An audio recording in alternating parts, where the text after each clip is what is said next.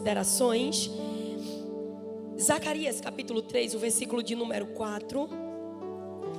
Zacarias capítulo de número 3, o capítulo de número 4.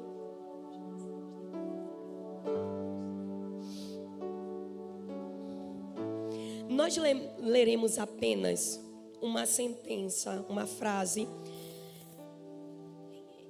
e depois a gente vai explicar um pouquinho o contexto, tá certo? Só para não se tornar uma leitura enfadonha.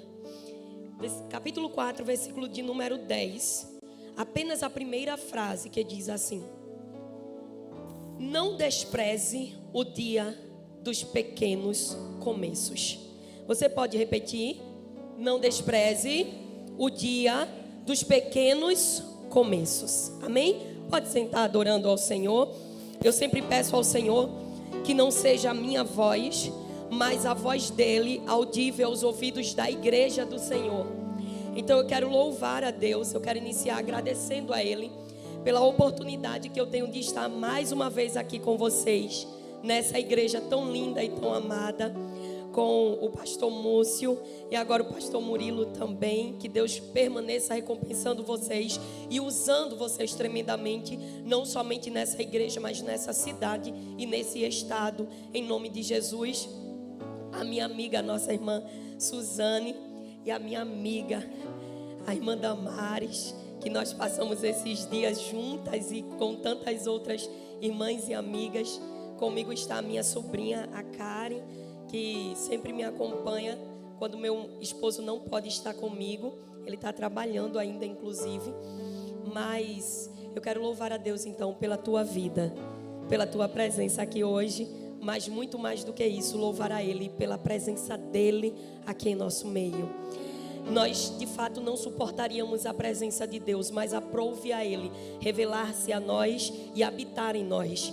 E para além disso, a Shekinah dele, a presença, a glória dele está aqui em nosso meio. E eu não sei se você já sentiu, mas eu já senti ele aqui. Quando nós estávamos adorando, nós adoramos dizendo: Tu és por quem a minha alma esperou, a fonte da vida que me encontrou. És o dom de Deus, o Messias, o meu Salvador. E na verdade, não dá tempo de explicar a vocês, mas estar aqui acaba que é uma grata surpresa. Eu precisava estar lá na congregação também, onde nós estamos auxiliando.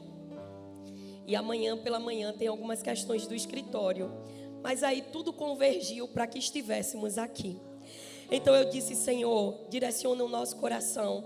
Preparamos algumas questões para o retiro de mulheres. E havia algo guardado e eu não sabia que o que eu havia preparado, na verdade, não era para o retiro, era para cá.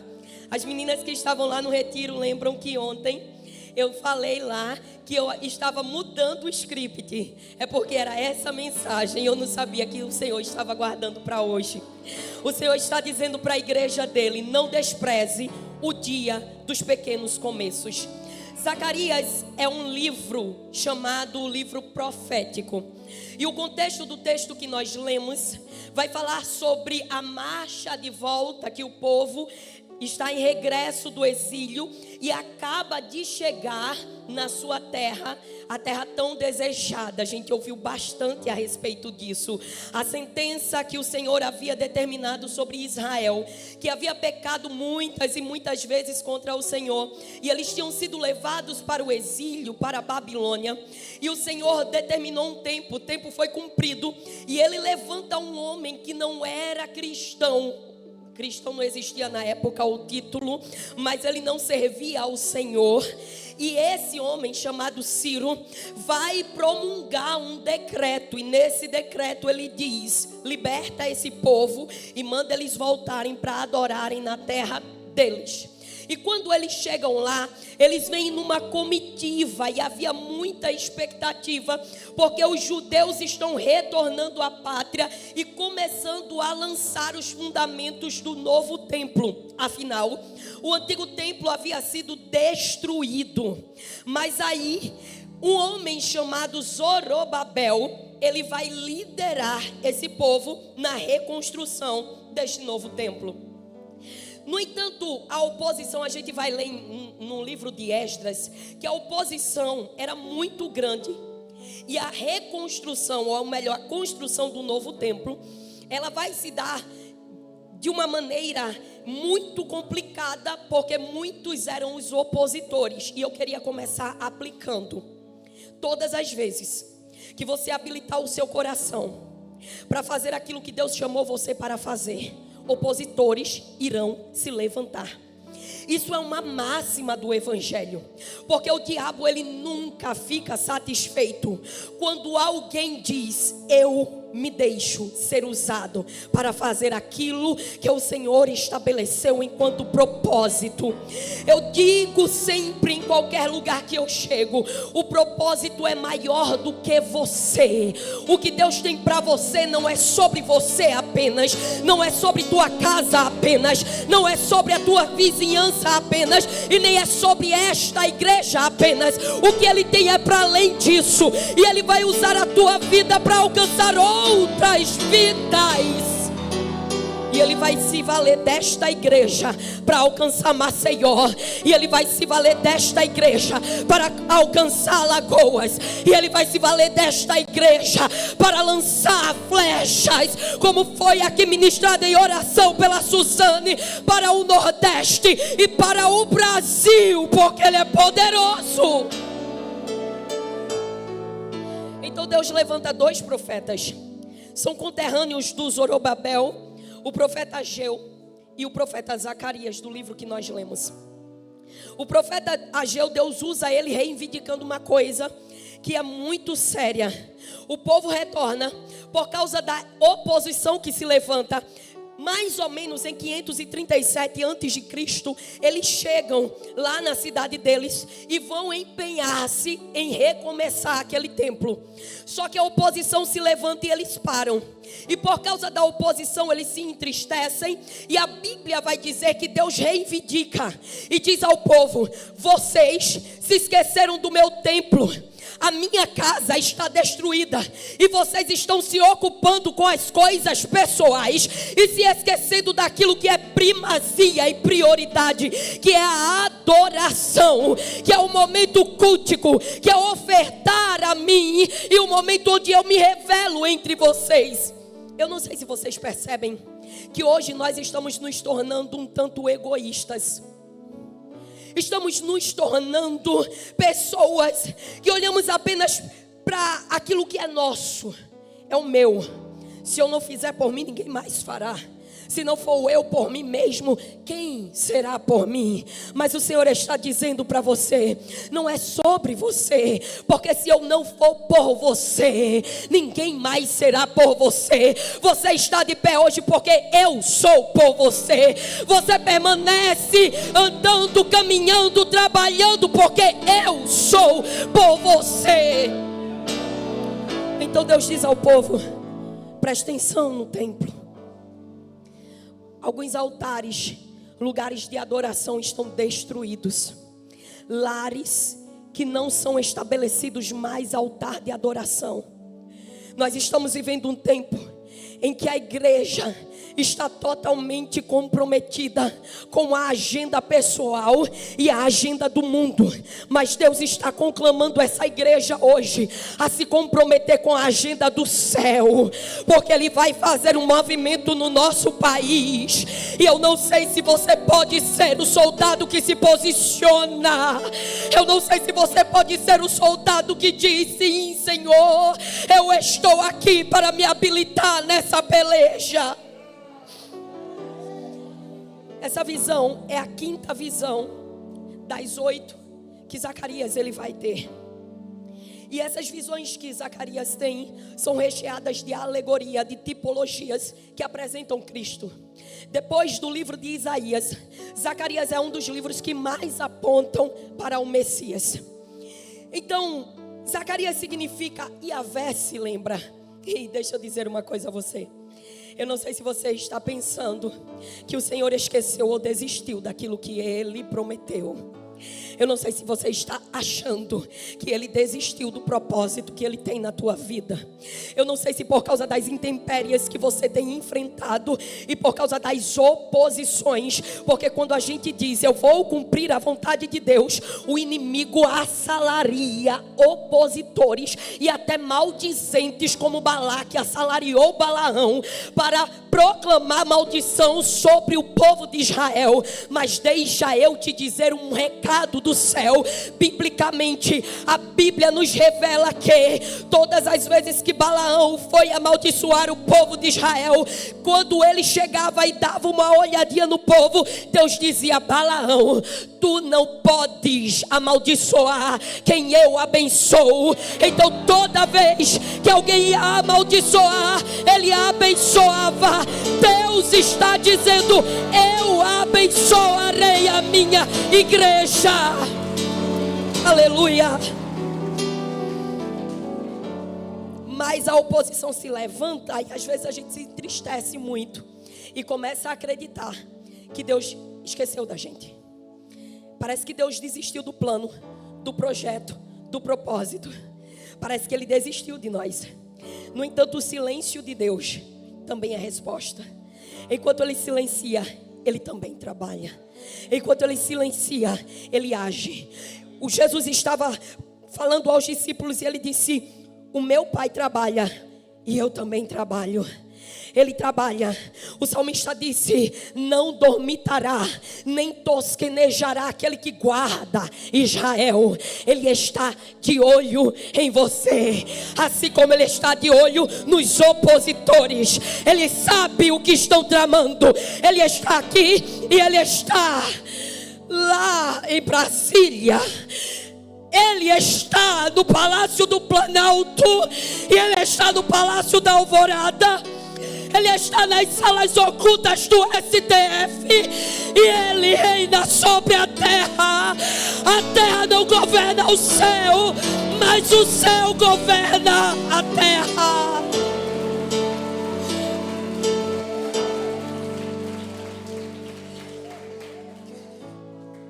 Quando Deus chamou Zacarias, Deus queria dar um recado ao povo por intermédio de Zacarias. E Ele estava dizendo ao povo: eu me lembro de vocês. Zorobabel era o responsável pelos assuntos civis da região de Judá, sob o governo persa. Por isso ele é designado na Bíblia como governador de Judá. Ageu vai corroborar com isso o profeta. E Josué naquela época era o sumo sacerdote. E por que eu fiz esse adendo aqui? Porque a gente tem uma problemática na atualidade. O diabo ele conseguiu minar a mente de alguns crentes. A gente fica dizendo que política e religião não se misturam. E de fato, politicagem a gente não pode. Mas o cristão ele precisa se posicionar aonde Deus coloca ele. E a igreja precisa se comprometer em colocar pessoas lá que de fato se comprometam com o evangelho de Jesus Cristo. Aqui nós vemos o governador de Judá, um homem de Deus, Zorobabel. E vemos aliado a ele o sumo sacerdote, o Josué. E a gente vai ver que Deus falou com o governador. Perceba, isso tudo está lá mais descrito, mais esmiuçado. Se você fizer uma leitura de Ageu, é bem pequenininho o livro do profeta Ageu, Zacarias e o livro de Esdras, um pouquinho de Neemias também. E aí ele vai ter uma visão. E eu prometo agora dar uma corrida aqui. A Bíblia diz que o anjo desperta o profeta. Está aí no versículo 1. Tornou um anjo que falava comigo e me despertou. Era uma visão. Como a um homem que é despertado do seu sono e me perguntou: o que vês? Então respondi: vejo um candelabro todo de ouro e um vaso de azeite. E em cima suas 7 lâmpadas e 7 tubos. Uma para cada lâmpada que estão em cima do candelabro. Junto a este 2 oliveiras, uma à direita do vaso e outra à esquerda. Perceba, a primeira coisa que a gente vê aqui é que o profeta ele tinha visão. Diga comigo, o profeta, ele tinha visão. Deus nos chamou para termos visões. E escute, não é aquela visão, eita, eu estou vendo um anjo aqui. Porque a gente tem tanta gente que vive dizendo isso, mas tem uma vida toda desregrada, toda desconexa da palavra do Senhor, totalmente contrária àquilo que prega. Mas nós não somos como os fariseus e como os hipócritas, que tem uma vida toda bonitinha na aparência e por dentro são fétidos, são podres, são como sepulcros caiados. Nós precisamos ser como o profeta. Ainda que ele estivesse no sono, o anjo vem e sacode ele e diz: profeta, levanta, que o Senhor mandou uma mensagem para você por visão. E aqui nós podemos aplicar um dos dons espirituais chamado de discernimento. A igreja da atualidade no Brasil carece de discernimento, porque muitas coisas entraram nas igrejas no Brasil e estão causando confusões. Mas em Deus não há confusão. Em Deus não há confusão. Então peça discernimento a Deus. O profeta começa a ver e ele descreve um candelabro, ele descreve um vaso de azeite, ele descreve as 7 lâmpadas e 7 tubos. E aí tem umas representações. Pelo horário eu não vou me ater a nada disso aqui, mas o candelabro de ouro, o castiçal servia para suporte das lâmpadas. O azeite fluía do vaso para manter as lâmpadas acesas. O vaso fala sobre o poder inexaurível do Espírito Santo e representa um abastecimento estável e constante da presença do Espírito Santo. E as lâmpadas falam sobre a igreja, os crentes de todos os tempos, em todo o mundo. Mateus 5,14 diz: vós sois a luz do mundo. Ninguém pode pegar um candeeiro e esconder embaixo do alqueire. O Senhor nos chamou para iluminar. O Senhor nos chamou para fazer a diferença. O Senhor nos chamou para que onde houver trevas, quando você colocar a planta do seu pé, a luz chegue. O Senhor te chamou para que quando dentro da tua casa o diabo começar a implementar trevas lá, você use a autoridade pela palavra do Espírito Santo, pela palavra do poderoso, e profetize que a luz dissipará as trevas. E a luz é Jesus. Mas ele disse: vós sois a luz do mundo. O problema é que muitos de nós estamos nos deixando ser apagados. O azeite fala da presença do Espírito Santo. O azeite fala do próprio Cristo. Jesus era a oliveira que foi moída. O profeta Isaías, no capítulo 53, diz assim: ele foi moído pelas nossas transgressões. Lá em Lucas, no capítulo 22, a Bíblia diz que Jesus vai para o Monte das Oliveiras, um lugar de costume orar. E naquele dia, ele foi tão moído na sua alma, foi tão intensa a angústia, que a Bíblia diz que ele começou a suar, e o seu suor começou a se transformar em sangue.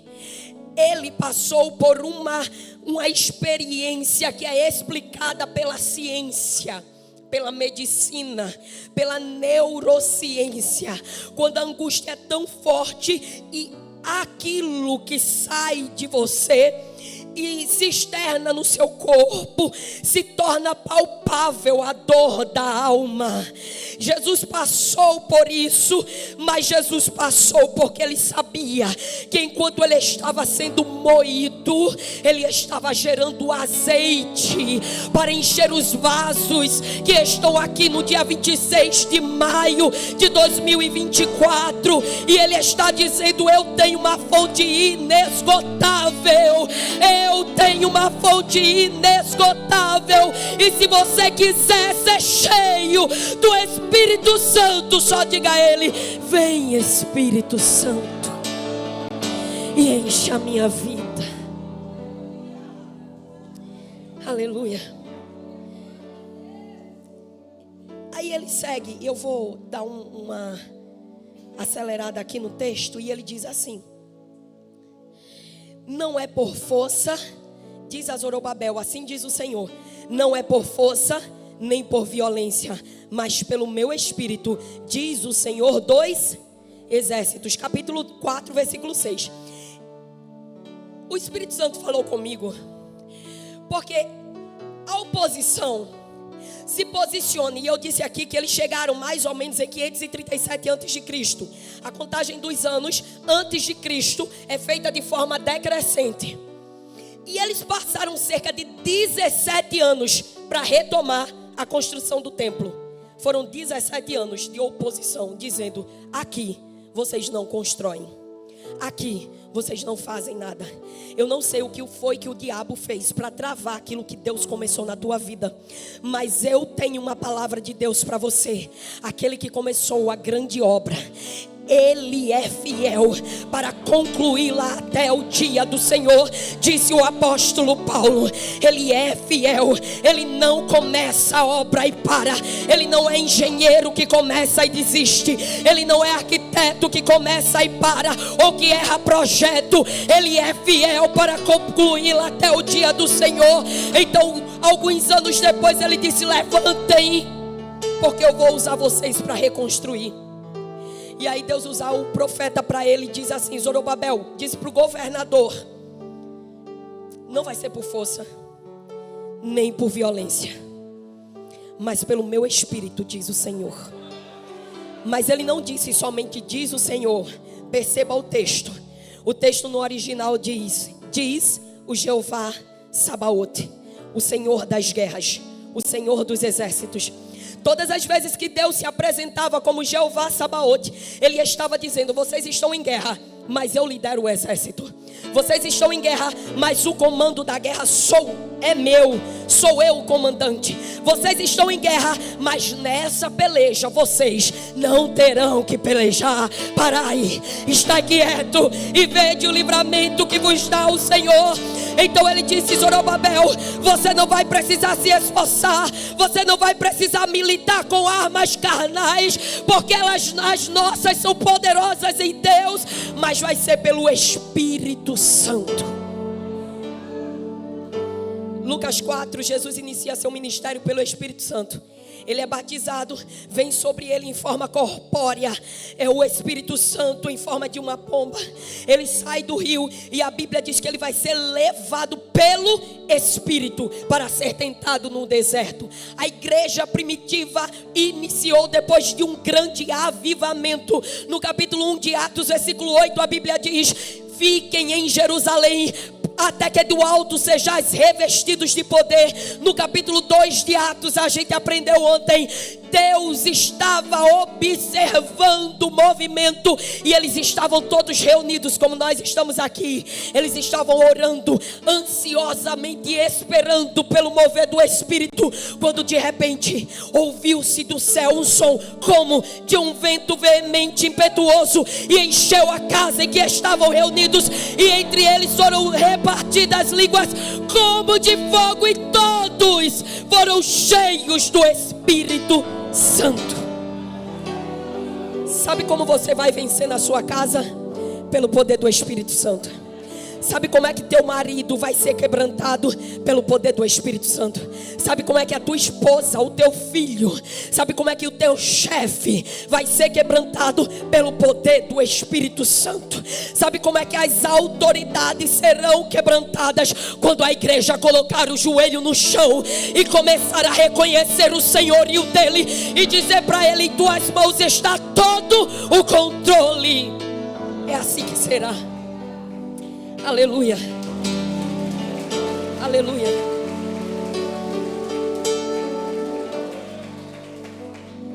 Se não for pelo Espírito, nós seremos esmagados pela oposição à obra. Eu não sei vocês, mas quantas vezes o diabo disse para mim que eu não iria prosseguir. Quantas vezes ele tentou me deter em alguns lugares. Às vezes eu me enclausurava dentro de mim mesma, mas o Espírito Santo dizia assim: ei, eu sou o que quebra cadeias.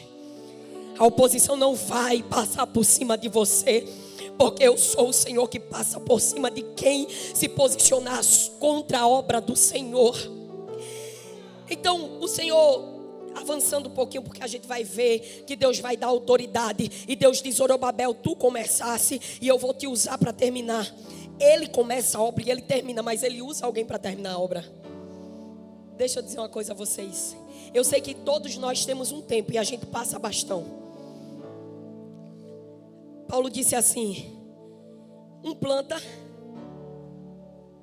Paulo planta, Apolo rega, mas quem dá o crescimento é o Senhor. Só que enquanto você não cumpre o propósito que Ele lhe dá, Ele não desiste daquilo que Ele tem na sua vida. E Ele disse: Zorobabel, tu começaste, tu vai terminar essa obra, porque eu tenho um propósito nisso. E deixa eu dizer a você, tem coisas na tua casa que tu começasse e parasse. Projetos na tua empresa que tu começasse e parasse. Projetos nos estudos que tu começasse e parasse. Projetos aqui na igreja que foram começados e foram cessados. Votos que foram feitos e você até iniciou e depois você parou. Mas Deus está dizendo: não é por força nem por violência, mas o meu Espírito Santo te ajudará. E eu pegarei na tua mão e te guiarei pelo caminho. E o que foi iniciado será completado. Quer seja na tua vida material, psicológica ou espiritual, Ele vai completar. Ele vai completar. E deixa eu caminhar aqui para o fim. Começos pequenos. O povo ficou triste por um motivo. Tinha oposição. E tinha um povo triste por outro motivo. Eles começaram a ver que o recurso para o templo novo não era como o templo de Salomão. O templo de Salomão era pomposo. O templo de Salomão era cheio de ouro. Os utensílios do templo eram de ouro, prata e bronze. O templo era riquíssimo. E quando eles começaram a reconstruir, eles começaram a perceber que a pomposidade do templo atual não tinha nada a ver com a pomposidade do templo de Salomão. E eles começaram a se entristecer com isso, porque eles queriam aquele templo pomposo como aquela fase. Aí Deus usa ele, o profeta, e diz assim: não despreze o dia dos pequenos começos. Alegre-se vendo o prumo na mão de Zorobabel. Aqueles 7 olhos são os olhos do Senhor que percorrem toda a terra.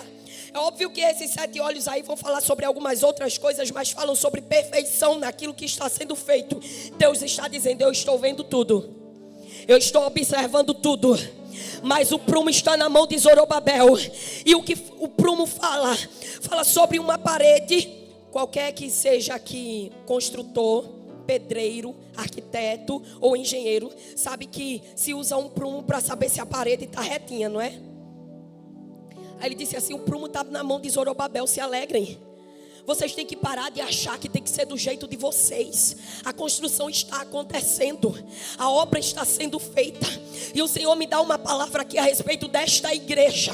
O Senhor está dizendo: eu coloquei o prumo na mão do meu servo. O prumo está na mão dele. Então, igreja, alegre-se. Você não entende o que eu estou fazendo, mas eu estou trabalhando e trazendo um novo tempo.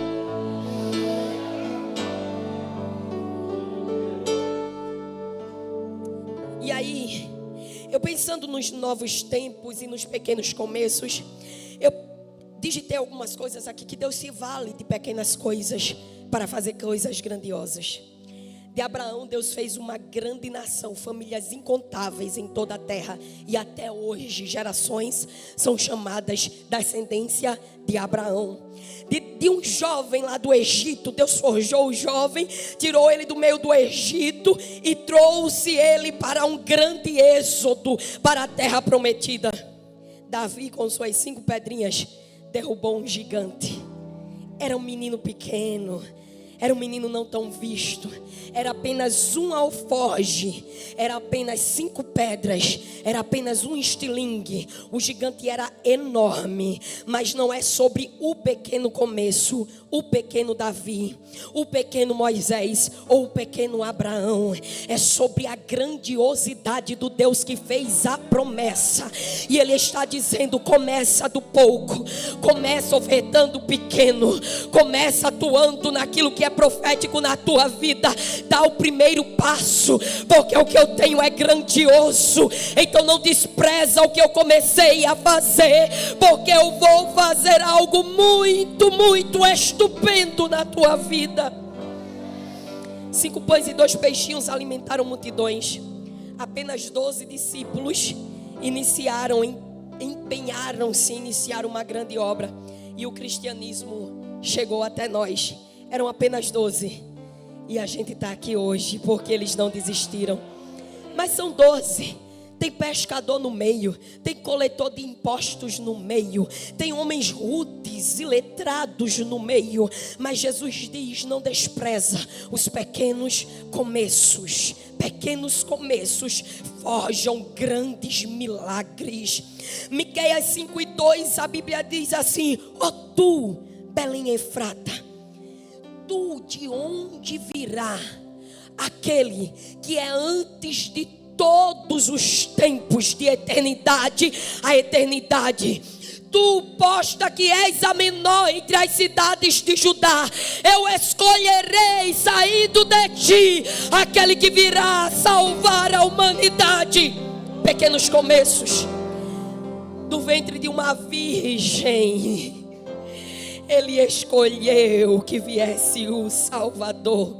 Pequenos começos. Numa estrebaria, deitado numa manjedoura, veio aquele menininho pequenininho, tamanhito de nada, mãozinhas pequenininhas, aqueles dedinhos. Eu fico imaginando que Jesus era gordinho quando era pequeno. Aquele dedinho pequenininho quando a gente pega recém-nascido, né? Maria com ele no colo, e alguém olhava e dizia: oxe, esse aí é o rei, é o rei. A estrela brilhou e o povo disse que quando a estrela apontasse lá, o rei, pequenos começos.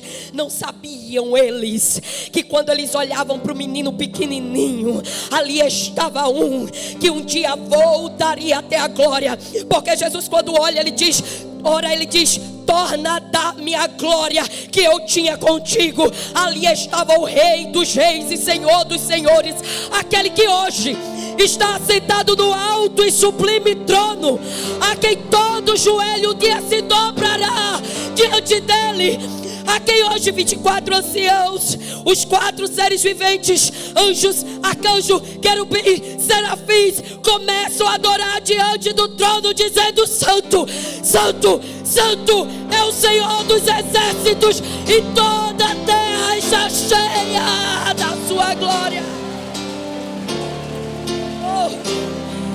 Ela baracandara mandara chora mandaço.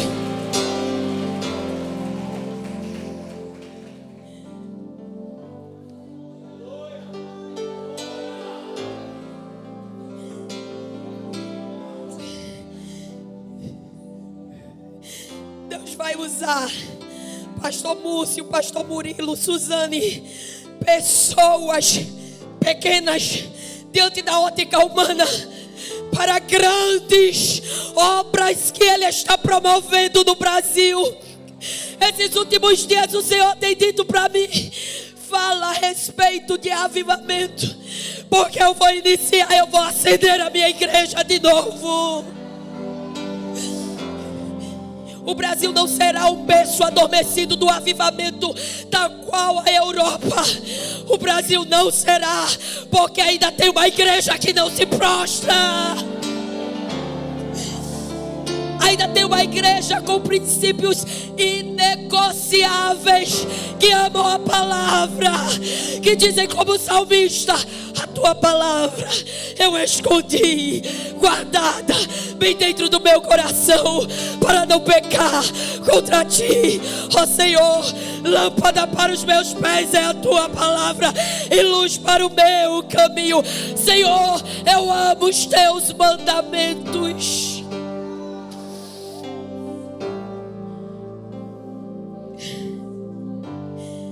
Paulo disse assim: Deus escolheu as coisas vãs desse mundo, as loucas, aquelas que não são, para confundir e aniquilar aquelas que pensam que são. O povo estava olhando para a prata, para o ouro que não tinha, mas em Ageu, Deus vai dizer assim ao povo: escutem, minha é a prata e meu é o ouro. Eu dou a quem eu quero, Se eu quiser abrir as comportas dos céus, os celeiros dos céus e abençoar, assim eu o farei. Mas Deus estava querendo dizer ao povo: não é sobre questões materiais, é sobre a minha glória e a minha presença. Na dependência de Cristo e do Espírito Santo, a gente conclui as coisas. Em Eclesiastes a Bíblia vai dizer: melhor é o fim das coisas do que o começo. Escute, está começando pequeno, mas Deus vai fazer grande. E quando Ele concluir a obra, você vai ficar, como o Salmo 126 disse, como quem sonha. Eu vou encerrar aqui, porque senão misericórdia. Ainda em Ageu, Deus disse assim: prestem atenção, a prata é minha, o ouro é meu. E eu vou dizer mais a vocês. Vocês estão preocupados com a casa, a pomposidade da casa, mas eu vou repousar sobre esta casa, e a glória da segunda casa será maior do que a da primeira. A glória da segunda casa será maior do que a da primeira. Quando alguém está cavando a base, e quando alguém está implementando a base com os seus devidos materiais, quem passa correndo ou quem passa andando não imagina o tamanho do projeto. Só quem sabe o tamanho do projeto é o engenheiro, o arquiteto, o construtor. Mas quem passa e quem está de fora não sabe o tamanho do projeto. E Deus está dizendo para você: nem você mesmo sabe o tamanho do projeto. Mas a glória daquilo que eu estou fazendo novo aqui nesta noite será maior do que a primeira glória que você sentiu.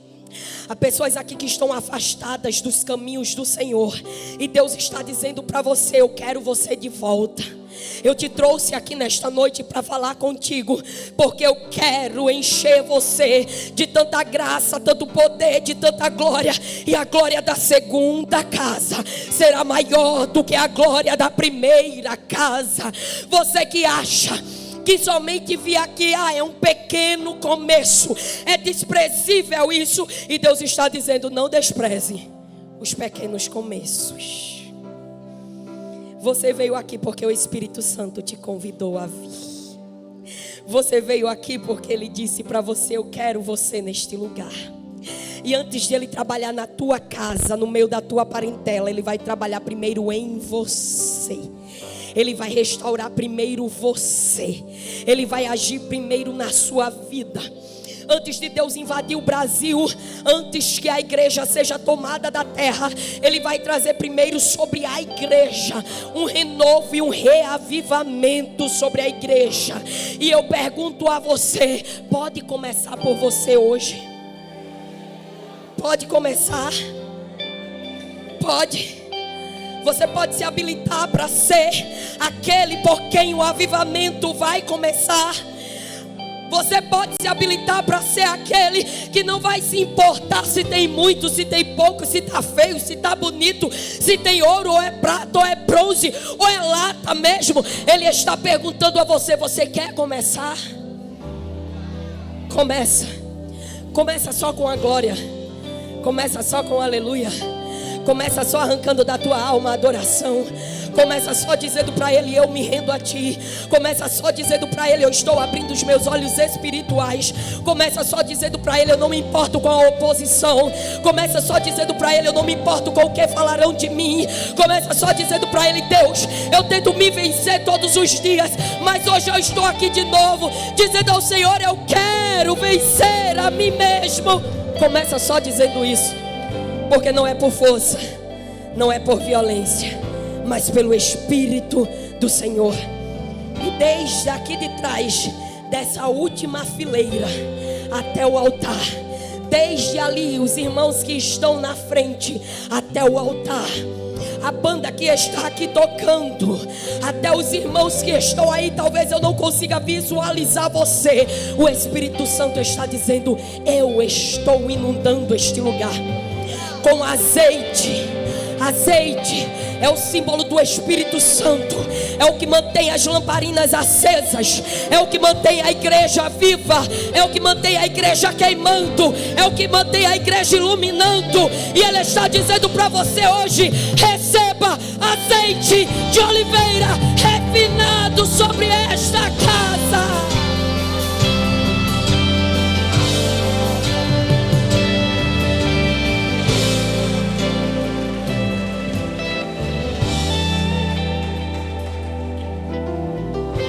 Convidar você em pé. Pastor, posso?